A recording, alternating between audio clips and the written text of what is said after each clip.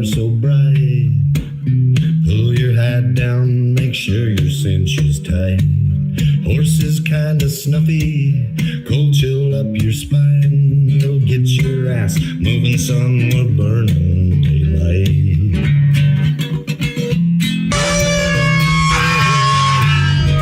Howdy there, I'm Matt McKinley and we're burning daylight.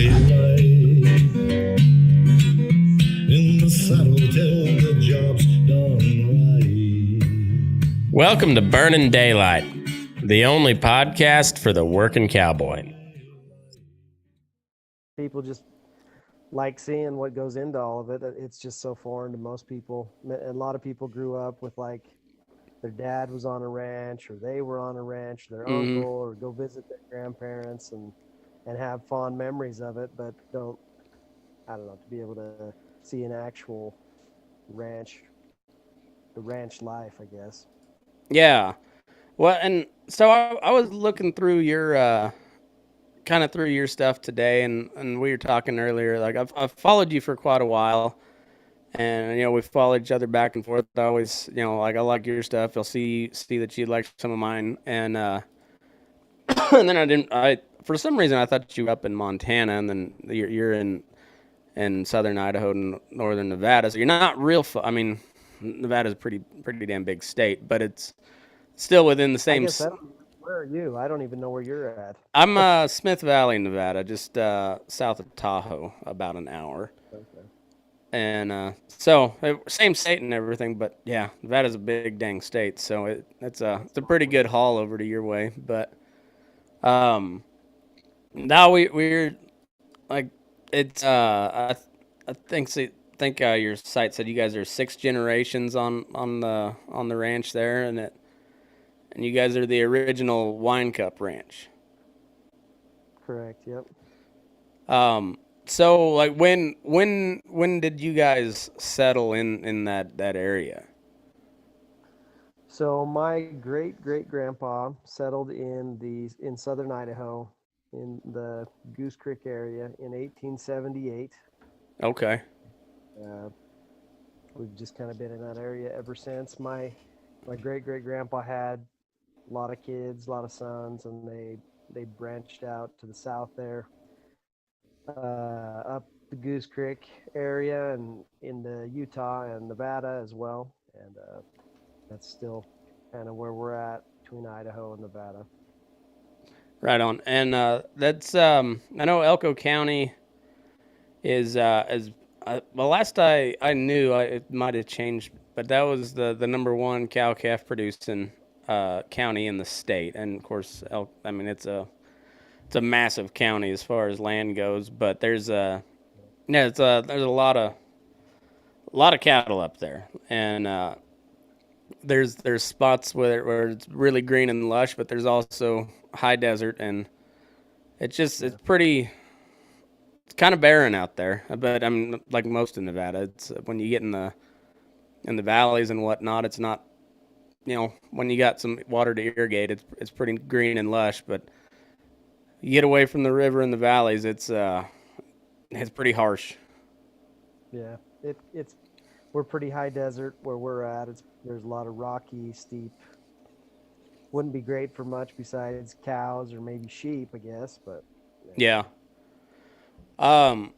So how big of a family did you have growing up? And I'm talking like your, aunts, uncles, cousins, and everything. I'm just there's a lot of similarities between like the Scotch-Irish families, the Mexican families, the Mormon families. It was just we need a lot of kids to help around here, so we're gonna make a lot of babies real fast, and then we've got a lot of mouths to feed, but that also we got a lot of people making food for us too. So it's I'm guessing you had a lot of first and second cousins. Yeah, and like I say, where my great grandpa settled here, there's a lot of extended family. I've got a lot of first cousins, second cousins, third cousins, fourth cousins, fifth cousins. There's a lot of cousins around.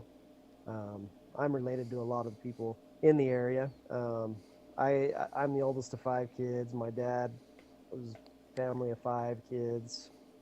I have 6 kids, plenty of kids, I guess.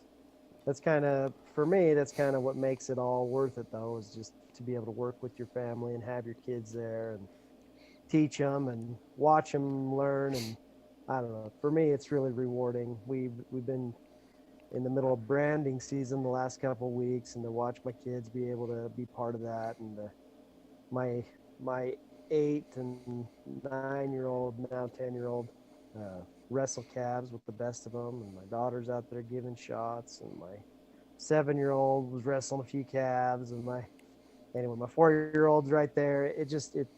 It makes it all worth it for me. It's kind of what it's all about, to have my kids there and share that with them and teach them, and it just makes it all worth it for me.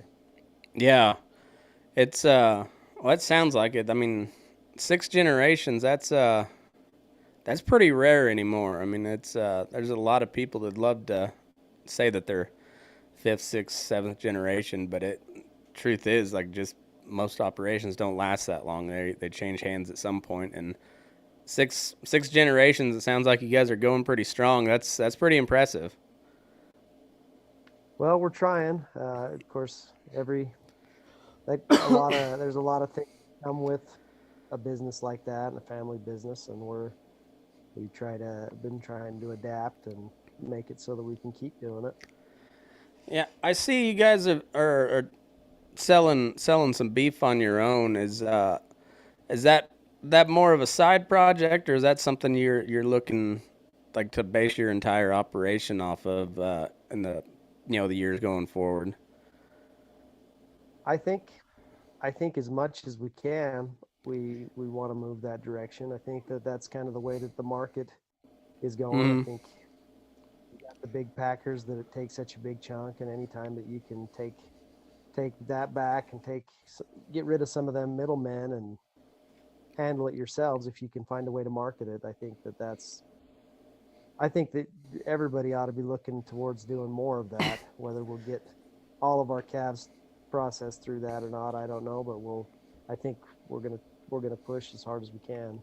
Yeah, I think it seems like just I mean, glancing through your website and everything, like, you've got pretty good bundles lined up and whatnot, and like, how have you guys done on shipping stuff? Have you been able to sell quite a bit locally, or has the shipping been an issue? I know a lot of people have encountered that anyways. Yeah. Of course, we've only been shipping for about a month. Oh, okay. A month. And but so far it's been good. Everybody has gotten their beef frozen and looking good anyway. Haven't had too many issues with that. It's expensive. That's the problem, is that it's so expensive to ship. Oh, Just man, the freight on it is so expensive, and then your dry ice and your box and your insulation and all. It's just expensive. Yeah, everything nowadays is just outrageous expensive. But I'm coming up on 3 years of doing this. I remember, early on, I was only a couple months into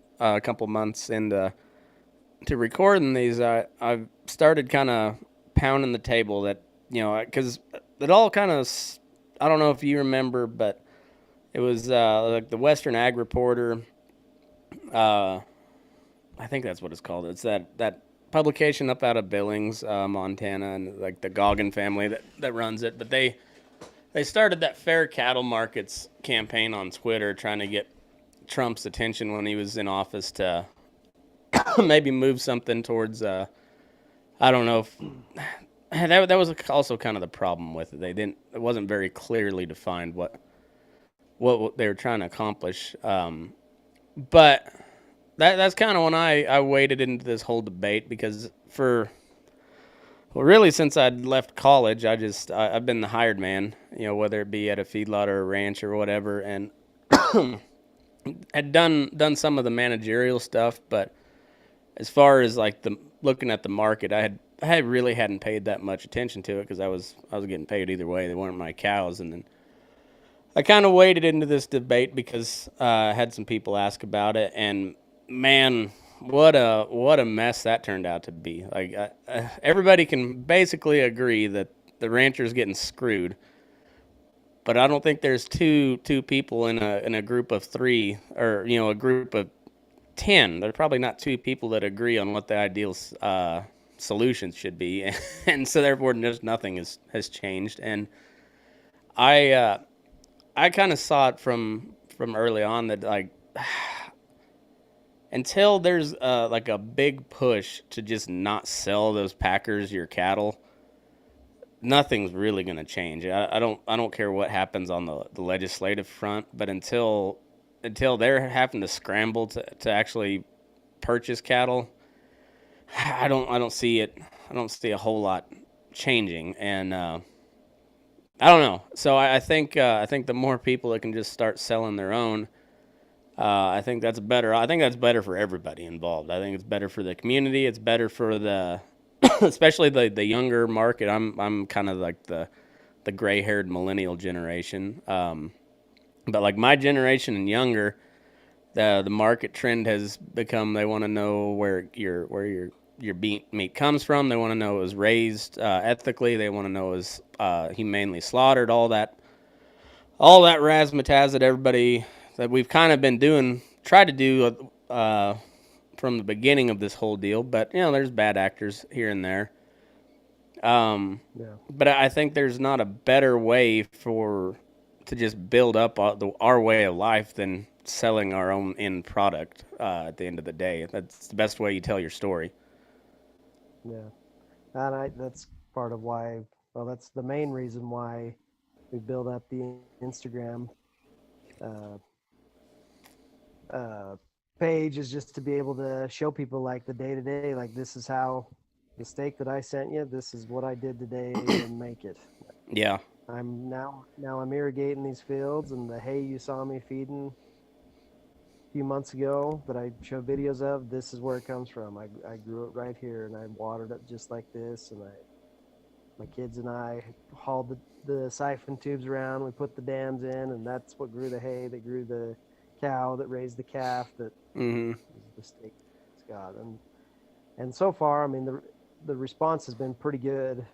People, I think it makes the steak taste better. I think it's good beef, but I I think was that I'd say you definitely where it's from. you're selling grain finished beef. I saw. I don't think I saw it mentioned anywhere, but you can tell with that amount of marbling and the white fat, it looks like really good beef. I mean, it's that's almost the easy part nowadays, is making good beef. It's everything else in between. Like the product's pretty consistent at this point. The genetics have got to where, like, we've made a really good product here in the U.S., and it's the marketing part that seems like, even though we have no problem selling it, it just seems like we're always fighting an image. Even though I think it's last I saw was like 95% of the country eats beef in particular. I think it's like 99% of the country eats meat, and 95% of the country eats beef. But for whatever reason, we've got that stigma around us that PETA's done their best to drag her name through the mud, and then there's been some actors that haven't helped our cause at all either. And I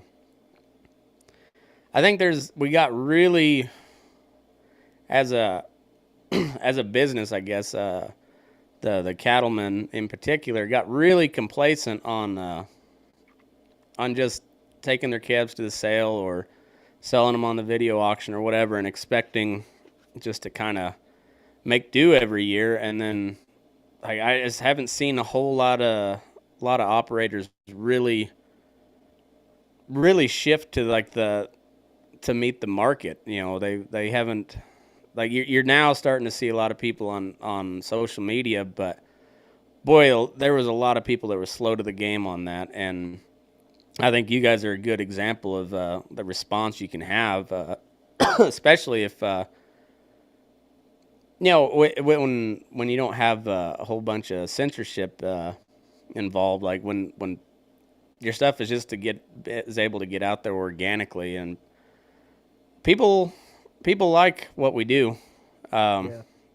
so it just, I don't know. What's your thoughts on how everything's going nowadays? Have you followed this? How is it? The Cattle Price Discovery and Transparency Act. Have you followed any of that?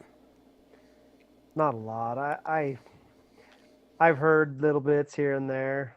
Honestly, I've been so busy trying to get our deal going that I haven't paid a lot of attention to it. But what you say is true. I mean, you could get complacent, but if you think about it, like if you sell wiener calves, you sell them to somebody who's got grass in Texas or Mm-hmm. California or something like that. So those Yep. guys take them.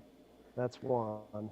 And they put however many pounds on them, and then maybe they'll sell them to somebody who's got a feed yard, and Mm, they finish them off, and then they sell them to the packers, and then they slaughter them and they break them up and they send them out to a butcher or mm-hmm. to somebody else who can process it more, and then they sell it to a grocery store or to a restaurant or whatever. And so there's like 5 people, if you're selling wiener calves, that are making a living off of your calves Mm-hmm. before they even end up at somebody else's house. Yep. And so obviously, I think if you can do it, if you can work through the logistics to fatten them up yourself and to sell them, and that's not simple because backgrounding calves takes either hay or takes grass, and when you're in a place like we're at, I mean, it's going to take some growth to be able to do that with all of them. Yeah. But anyway, if you can get through the logistics of that and get through the logistics of marketing, then I think you can make it work. But there's a lot of logistics to get there. But Oh man.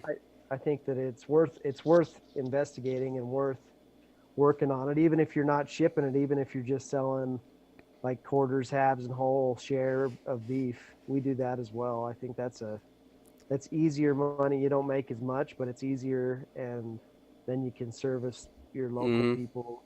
And I like being able to do that too. So Yeah, it works good on the rural populations. Um, you get more into the urban settings, and people just don't have the freezer space for a half or a whole, even a quarter a lot of times. But yeah, like I said, you don't make as much, and it's a lot harder to get somebody to commit to a half or a whole.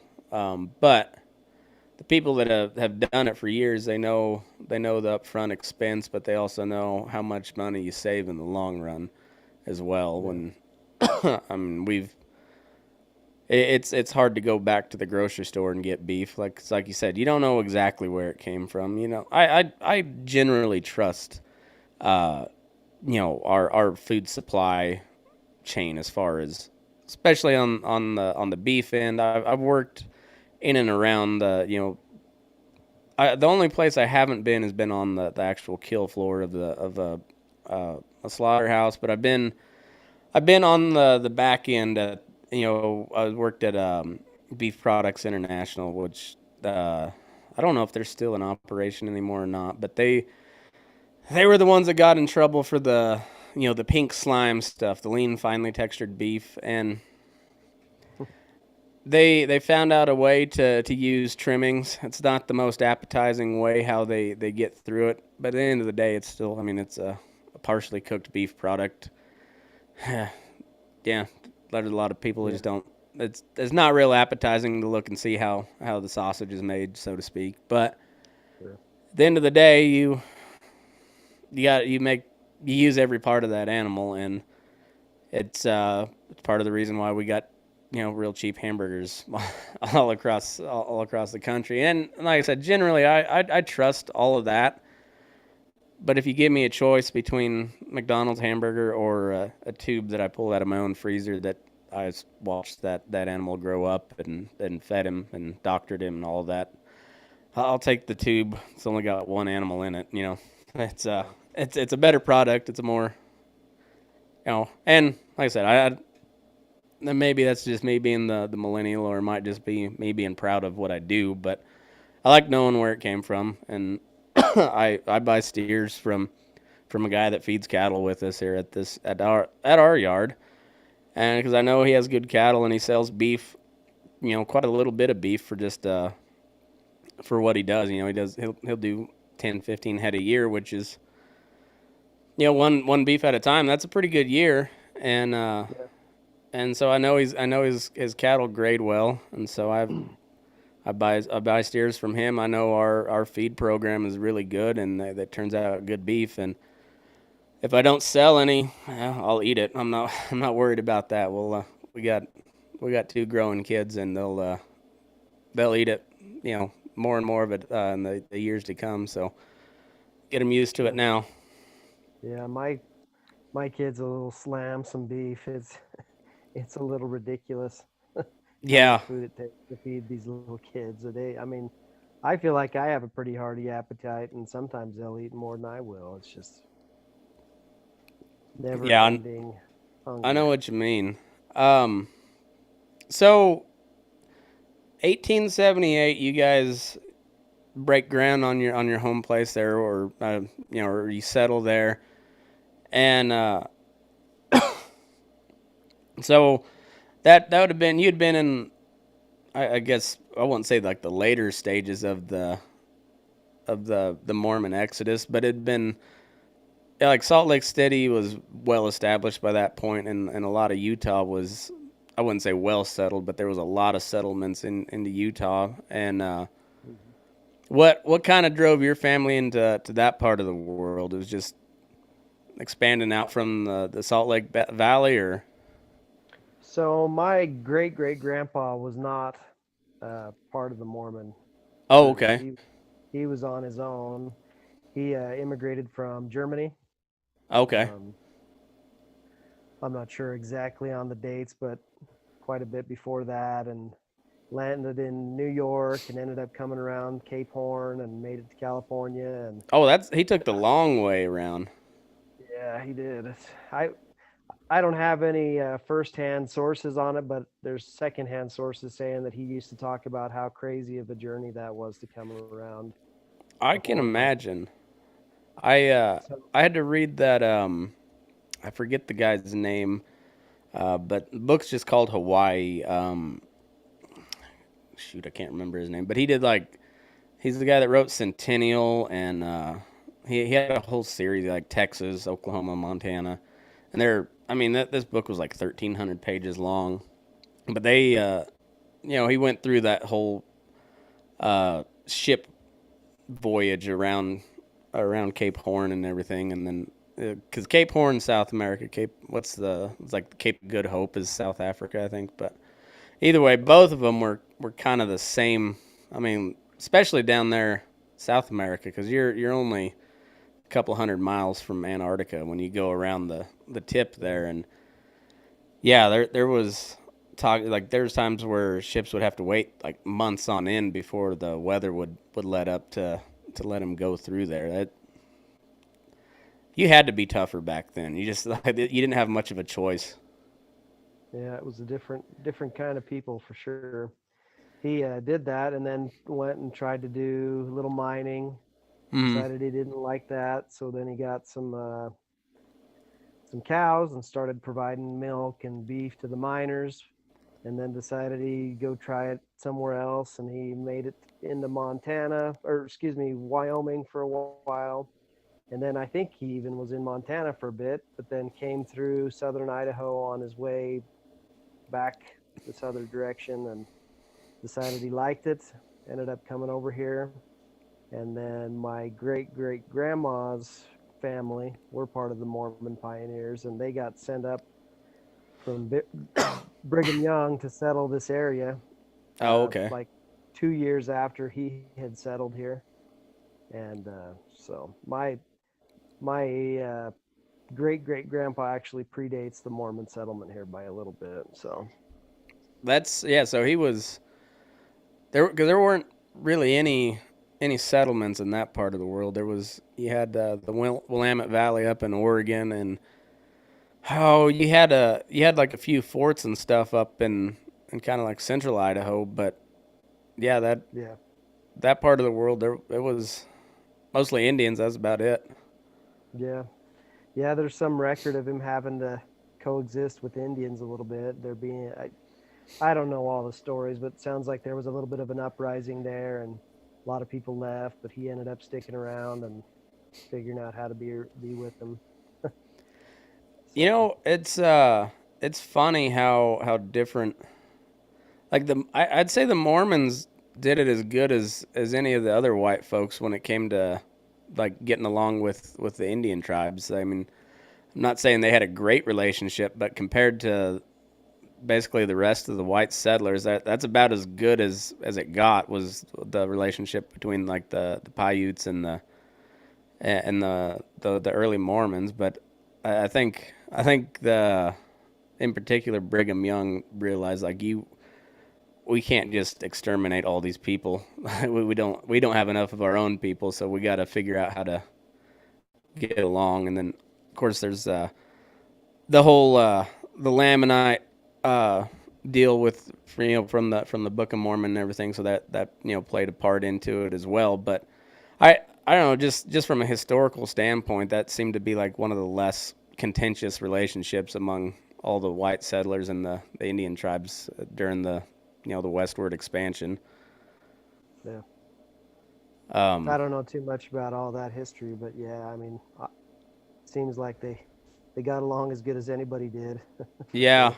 that's what I'm saying. I don't think they had just they weren't best of friends, but they sure fared a lot better than other settlers. And um, no, it's interesting. So, um, what kind of cattle did your family run back in those early days?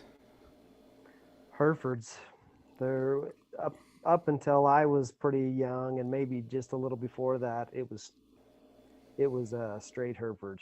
Yeah, were they horned? I would assume Yeah, yeah, that yeah. was They kind were. of common in a lot of different places. They and I'm assuming like just about everybody else, you've moved into more black-hided cattle. Yeah, Uh, we still have quite a bit of Hereford in our cow herd, mm, uh, but most of our bulls these days are Angus, and yeah, a lot of the cows are Angus. There's a lot of Bolly cattle, a lot of redneck, blackneck cattle. yeah, yeah. That the Angus is a really good herd, but boy, they had a just an excellent marketing team, and Yeah, they successfully shifted the entire cattle industry to black hided. But there's I don't know, that Hereford was a good breed. The horned Hereford's yeah, a pretty good old mama cow. yeah. Like you say, the Angus people have done an awesome job because you even go to McDonald's and they say Angus burger, and you're thinking, Mm-hmm. man, this is going to be something different or special. But I mean, maybe it's Yeah. good. Maybe it's the anyway. They did a good job, and for that reason, the buyers like them more, Mm, and so that's kind of what's driven it a little bit. But they have good cattle. I mean, the genetics are good. So yeah. It's I guess you guys get an. I assume it gets pretty hot up there at times, but you guys are known for some pretty cold winters up in that part of the world. So, um, there is there a lot of eared cattle around that part of the world, or is it mostly kind of English no, continental stuff? yeah, there's not a lot of ear in this part of the country. There I you'll didn't. I see wouldn't figure you that, guys but are far enough north that you kind of need some. Yeah, yeah. that's kind of what I was figuring. And and so that this place and has it essentially kind of stayed the same general geographic area the whole time your family's been on it, or is it like big expansions and stuff over the years, or is it just kind of generally the same area? The same area, but as I told you before, I can't remember if we were live when I told you, but my great great grandpa had several sons, and they expanded to the south there, south Okay. of south of Oakley and into Utah and Nevada. So my my great grandpa was the one who purchased the Wine Cup, the old Wine Cup Ranch that's in Nevada. So was a that wasn't part of the original. And then my grandpa bought some other. bought some other stuff and switched some other stuff around, and my dad and my uncle have continued expanding. So we've each generation has tried to expand and kind of change a few things here and there. And now I feel like maybe part of my contribution to it will be to help move it into more of a direct to consumer model. And Yeah. so, Now, do you guys feed out your calves there, or do you send them to a feedlot somewhere? Or? we've got a guy who's just north of us, not too far, who feeds cattle. He's always fed a few for us. But he usually has fed, or often has fed, like what we would eat on ourselves. Mm-hmm. And he's always done a really good job. So it was kind of a natural fit to go to him. Like I say, he does a really good job. Yeah. They get good and marbled, good and fat, and that's how we like them. Yeah. That feeding's a little. There's a little more to it than a lot of people realize. I mean, it's not hard to get something fat, but to do it economically and make sure they marble like they're supposed to, there takes a little bit, and I don't know. It makes a difference when you got a good feed and and everything comes along at especially at the rate you want them to, and then when you get the steak out there and it's marbled up like you want it. There's a little more to it than just throwing some grain out in front of them and letting them have at it. But yeah, it's funny how there's we'll take your operation, High Desert. If it was still the old days where you'd raise a steer to 3 or 4 years old till they got to slaughter weight and then drive them to the railhead, I would imagine your herd size would shrink pretty considerably just from the sheer amount of groceries available out there. Yeah.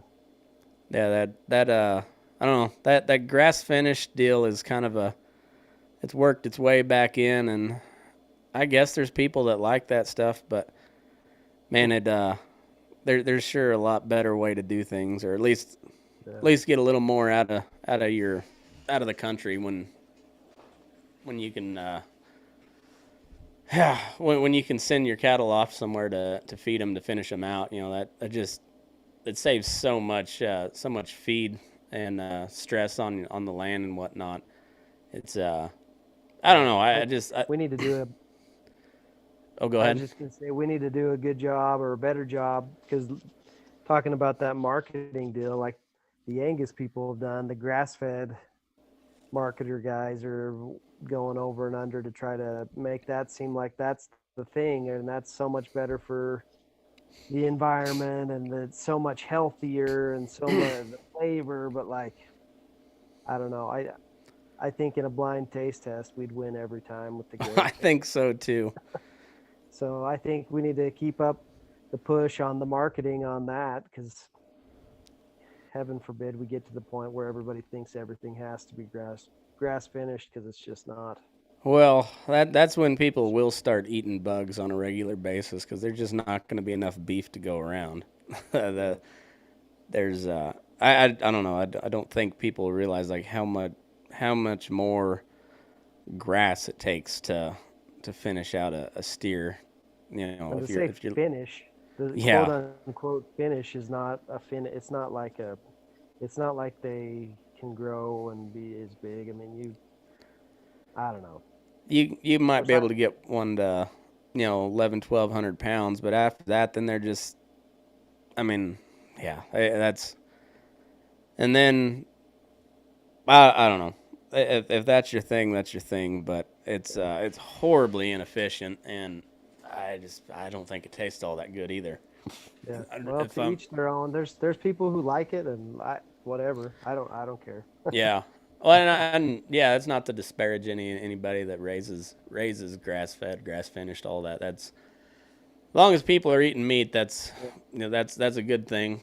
I think we've figured out a pretty good way to feed and produce cattle, to produce good high quality beef here, and I think the whole packer consolidation and the vertical integration deal is a real problem that going to have to be addressed in some way or another. I don't trust the government enough to get them involved, but I also don't know what the solution is there. But at the end of the day, we just like the best thing we can do is show how we do this stuff and how and why, and we're able to produce such a good product and make ourselves a little more likable at the same time. That always helps. Yep. So I don't know. It's one of those things that the cowboy has never really gone out of fashion here in the U.S. So I'd like to kind of try to keep it that way, even if that means you get some crappy television shows that people really like, or I think they're pretty decent television shows. But either way, that's still for the most part portraying what we do in a good light, and that's a good thing. And now when you can get guys like me and you and everybody else that's trying to show what we do on social media, and I think that helps as well. And I think that'll do more to help our situation than any of these legislative solutions that they're proposing. I've lost a lot of faith in anything that the government can do. So Yeah. I think we might as well give it a shot on our own. Yeah. Well, you can worry about that stuff a lot. There's a lot to worry about. There's a lot to read, a lot to stir up. But at the end of the day, like, I think the best thing is to just go out and do something. And Yeah. I mean, you can only control what you can control, and you can only your sphere of influence is your sphere of influence, and you can grow that. But anyway, can't go outside. Yeah.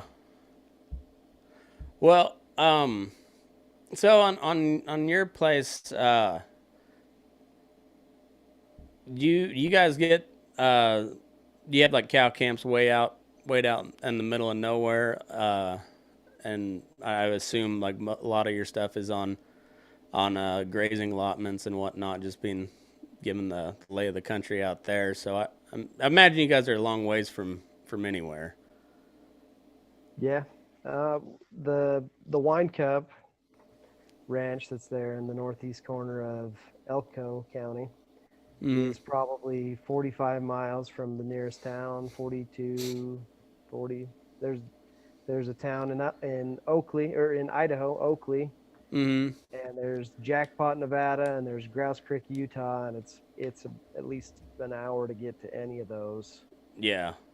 So that's pretty out there. But we have a house and we stay. I've been staying out there quite a bit ever since COVID hit, and they canceled school. We just went to homeschooling. So we've been able to stay out there for the last couple of years, pretty consistently. Come back on the weekends. Of course, this shipping beef thing has kind of wrecked that a little bit because we got to be in town to ship beef. Yeah. But anyway, so yeah, it's pretty out there. So like when you're shipping, I guess it always kind of goes back to like how close you are to one of their major hubs, and I would assume either UPS or FedEx, and it's basically Salt Lake or Reno, or kind of the big. Or are you guys closer to a distribution center than that? Or I think most of it goes to Salt Lake, ships out of Salt Lake, I think. There may be some out of Boise.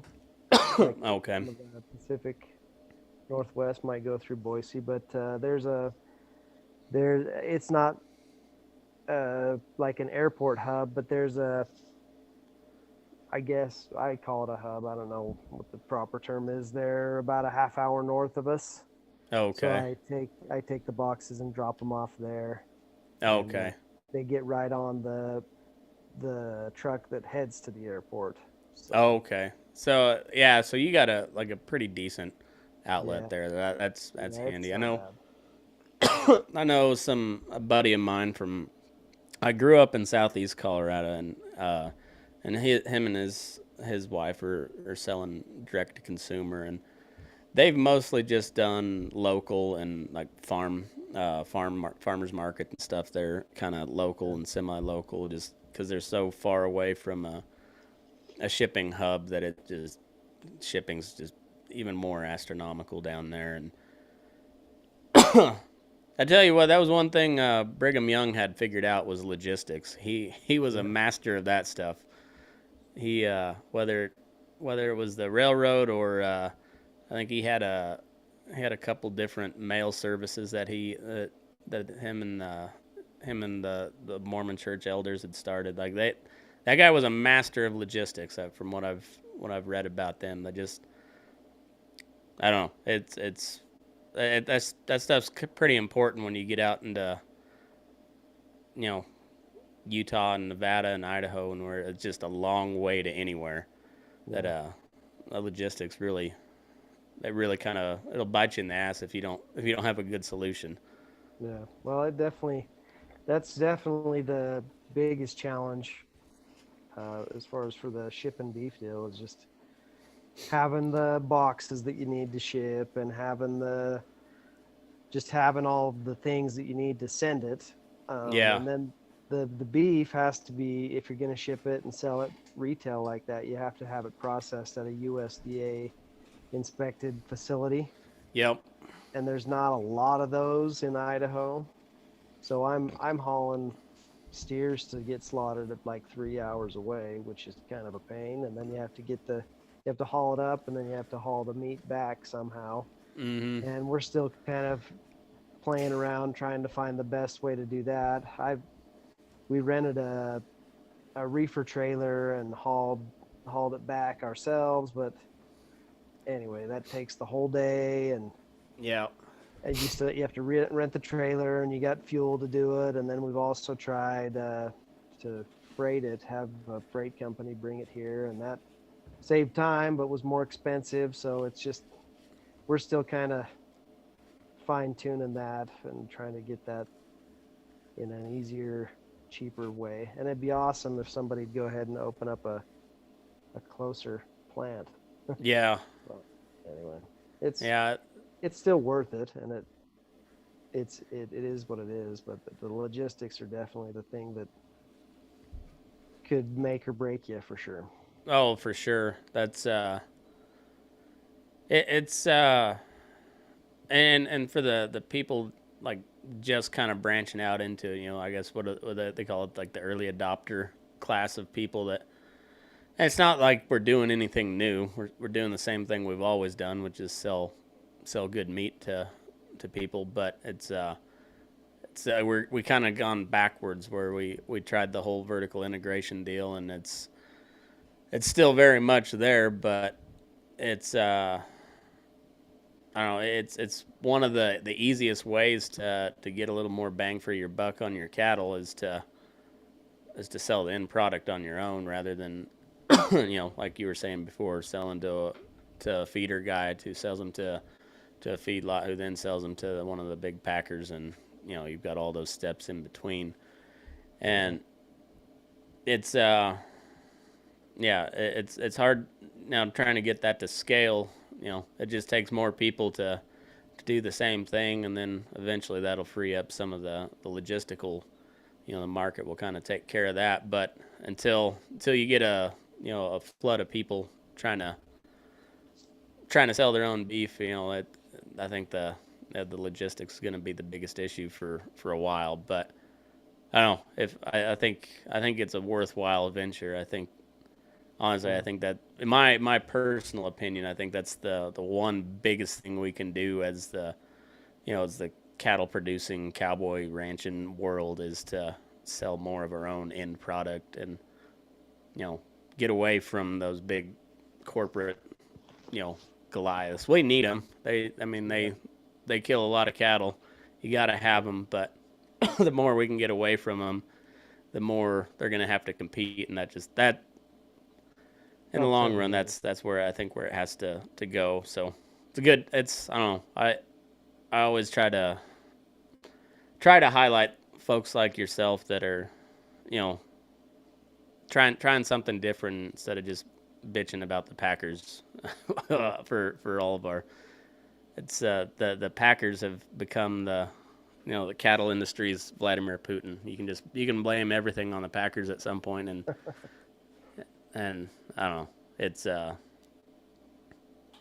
I don't know. I think that's kind of the solution going forward. Not that it's a great solution, but it's at least one option that folks have. And I don't know. You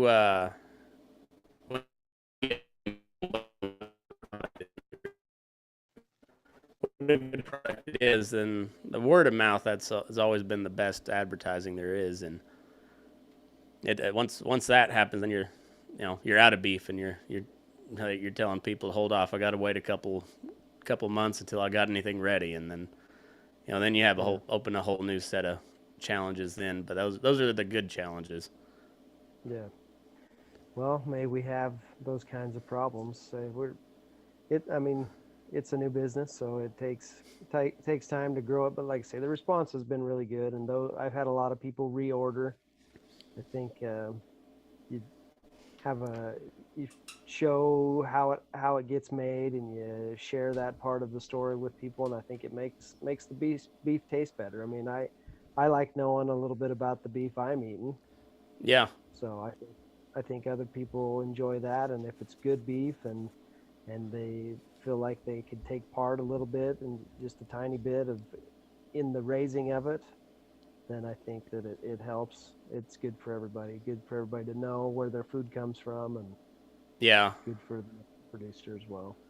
I think so. I think on our end, we've not done a great job over the last 50, 60 years or so of like keeping the urban population in touch with the. I think that may have been the biggest issue between people throughout history is just the rural versus the urban. And yeah, society has got so far away from having to know where their food comes from and we've been too busy trying to raise that food to tell people about it and why it's important and whatnot. And we had a real big opportunity with the COVID stuff to kind of enlighten some people, and we did a decent enough job. I think we did the best we could with given the times. But when people walked into Walmart and saw the meat shelves empty, like that woke a lot of people up, and you saw a lot of ranchers be able to start something just from out of sheer demand that people had. Because that if anything, that was one of the brighter spots of this whole COVID deal, was seeing that, like, not only do people still want beef, but they're willing to go talk to a rancher to get some too. And I saw a lot of people that I knew from urban areas posting on social media, where can I get some steak? And the good thing was there was a lot of ranchers saying, "Hey, I got you some." Right here. And so I don't know. It was a good.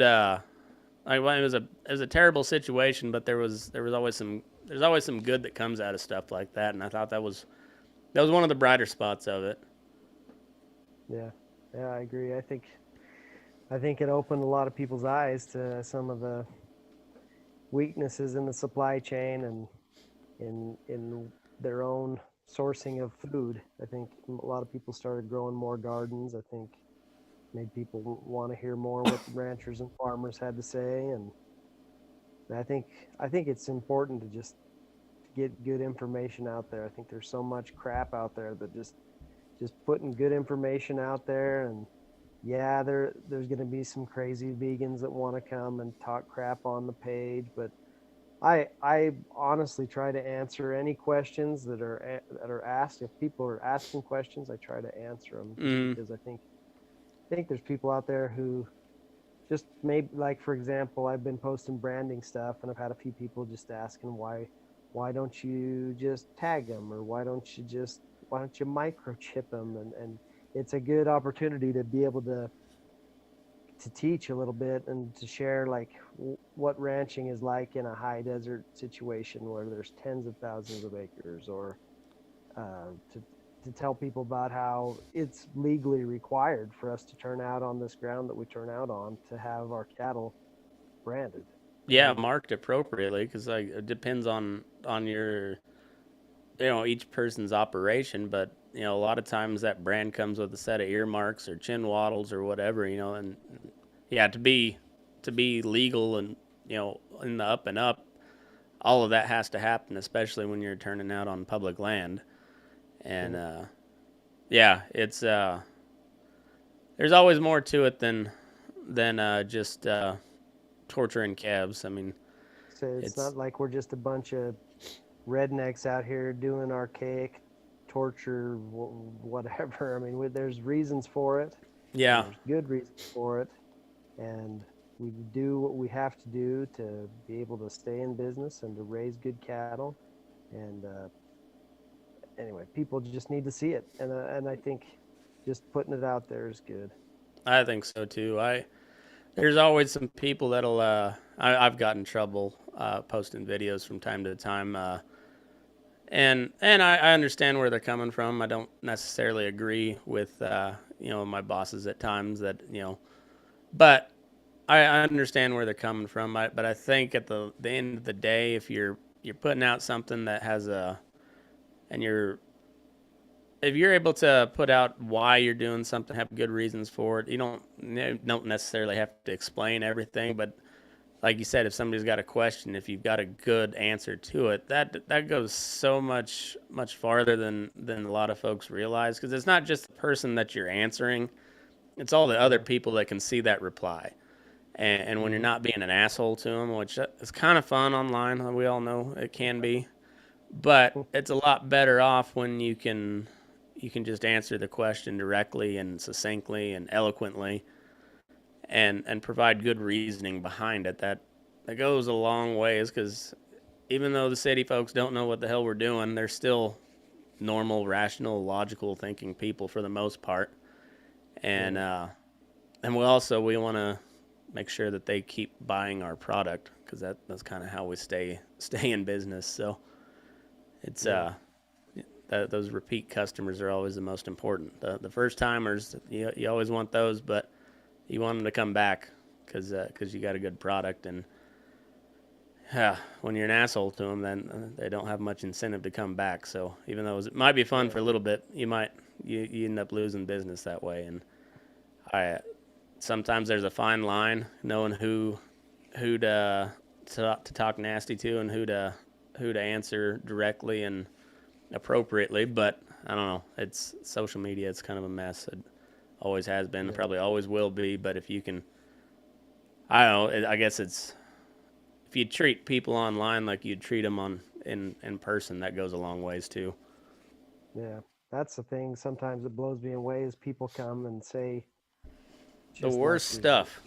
ridiculous stuff that like you'd get stomped into a hole if you came and said that to some people around here in person. Right. But because that you can't see them and you don't know who they are and you don't know where they live, you feel like you can just say whatever, like just Yeah. ugly stuff. Like I can't even imagine some of the stuff that's been said, but like just the keyboard courage that people have. It's Oh, weird. it's Weird insane. phenomenon.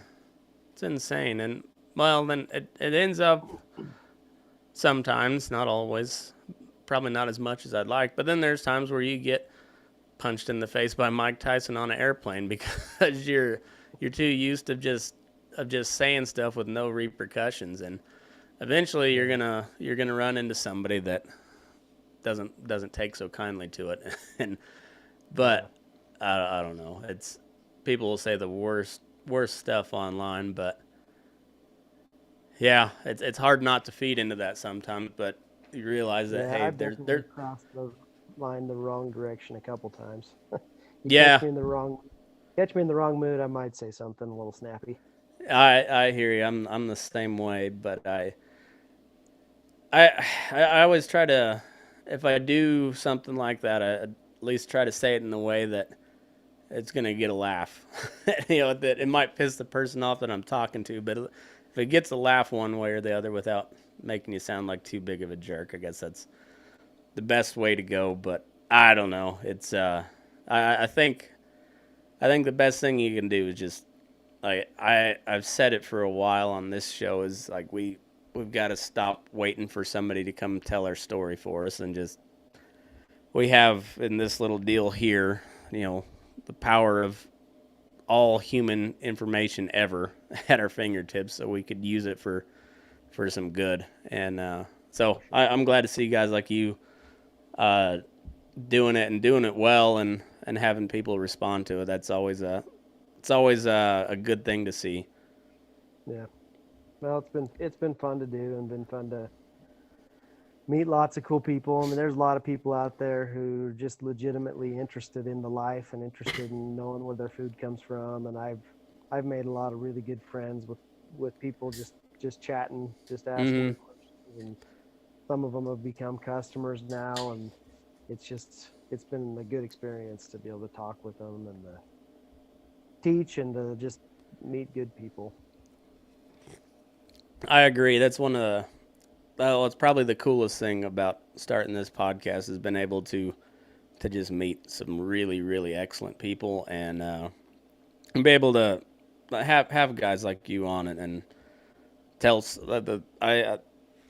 one of the reasons I started this because there wasn't anybody telling good cowboy stories on podcasts. There was people with cowboy in the title, but it was either motivational or something. I wanted to hear cowboy stories from guys that were out there doing it, and because those are the best stories I've ever heard in my life. They're never stories when things go well. It's always when stuff doesn't go according to plan, and your horse busts in two, or a cow busts through the fence, or whatever it is. Those are when the best stories happen, and you don't get those from a guy sitting behind a computer in a cubicle. You get those from a guy that's on the back of a horse, and those are the stories I like hearing, and being able to have guys that work at horseback for a living, that raise cattle for a living, and be able to tell those stories and get them out to a broader audience has been the cool part. And then just meeting just really, really good people through it, and that's what it's all about, is getting to talk to good people. Yeah, and there's good people everywhere. Yep. They try to make it seem like maybe it's not that way, I guess, but there are everywhere. Everywhere you go, there's good people. Yeah, I think so. And if you turn off the news every now and then and look up from social media, and you go into town and realize that people still get along pretty decently for the most part. It's sometimes the anger is really, really superficial, and people are just people. Yep. But man, I really enjoyed the conversation. Where can everybody find all your stuff and get a hold of you? So my personal page is just at Rancher Ryan on Instagram. And all right. then if you want to follow our beef business, that page is at Hat Brand Beef. Okay. The Hat brand is what we brand all our steers with, and that's what our beef company's called. Nice. Great Father's brand.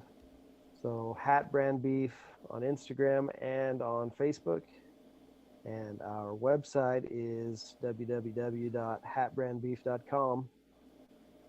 So awesome. That's where you can find me. Well, we'll send everybody your way. Hopefully, you get a few more orders, and I'm sure you'll get a handful of follows if nothing else. And I don't think my crowd will yell at you. If they do, it'll be because it wasn't cowboy enough. That's usually what they'll yell at you about. But yeah, because every cowhand thinks somebody else is doing something that ain't cowboy enough. So you'll probably get a few of those. But got a head and heel instead of snag and drag or something like that. Yeah, there's always an argument to be had, and we're the only ones allowed to partake in that argument. Though the outside world they have to stay out. Yep. cowhand only arguments. But I appreciate your time, man. Thanks everybody for tuning in. Make sure you go follow all the social medias. If you followed me enough by now, you know where we're at. All my stuff is up on the screen as well. So anyway, thanks for tuning in, and move your ass. We're burning daylight. Thanks, Matt.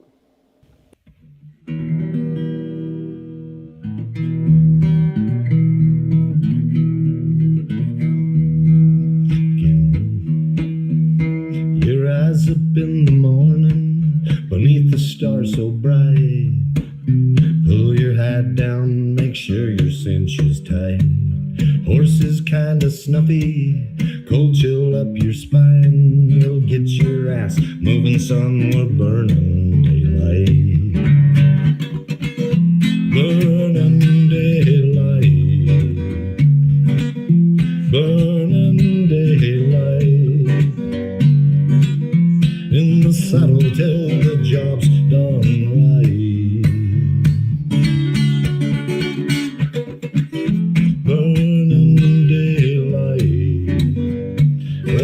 Is just a gather, and you won't catch 'em all. But when you ride through the gate, make sure you sit up tall. I can see the horizon, it's looking pretty bright. Well, get your ass moving, son, we're burning daylight. Burning daylight. Burning daylight. In the saddle till the job's done right.